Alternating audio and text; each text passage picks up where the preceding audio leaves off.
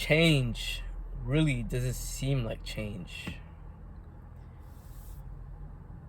We may indulge in the same circumstances, same people, drama, things on the sidelines, like the same drugs, same entertainment that's always going to be there.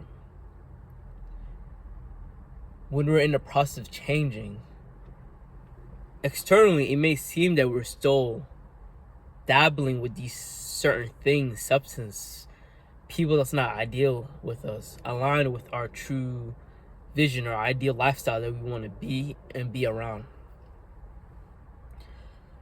The more we go back in our old ways, we're actually not the same. We're thinking differently, doing things differently.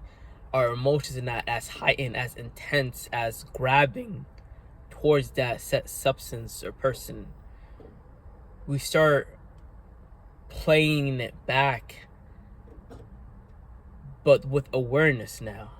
We're being more aware of the things that we engage with, how we feel, how we react with it before, during, and after.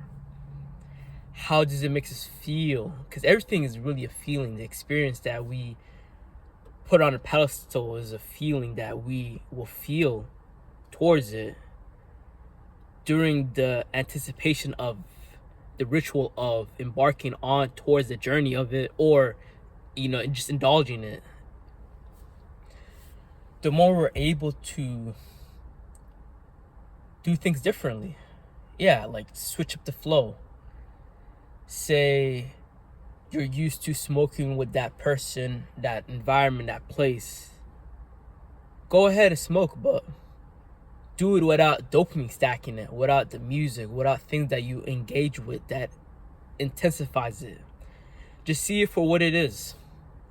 And the more you see things for what it is, abiding in your stillness, you're not being entangled with it. You're not identifying with that thing. You're not being a victim to it. You're not putting power towards outside of you, to the external thing, because that's the why I'm on that perpetual sloop, that cycle, is because of that, because of the weed, because of the liquor, because of that person that makes me feel that way.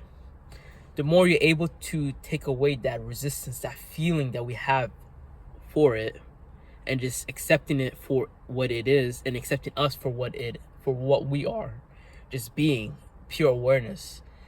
And when we abide in our awareness, in that stillness, those thoughts would come, the feelings would come. But the more we stay still, it start losing its grip slowly and just start dissipating. To the point you're around that set substance, it doesn't gravitate to you in any way. No emotions, no feelings. You engage with it or not. And that's what it is. Like, unless you make a dramatic change in your environment and circumstances, and boom, that's change right there. But it's always gonna be either new levels, new devils, or the same test is gonna be playing around. Like you could be off a substance for a year or two, but the way you did it was you had a grudge against it. You have some hatred towards it. And that's still, you're victimized. You're still put in a pedestal. But when you're able to be around it, and re-engage your old ways, life will replay back our old ways, thinking that we change, but we just go back towards it so we can see for what it is, with our new heightened awareness, not being gravitated, not being moved or swayed just because of the itch. I feel this emotion. No, we just see what it is, and just is emotions, energy, emotions. We don't identify with it. We just let it be.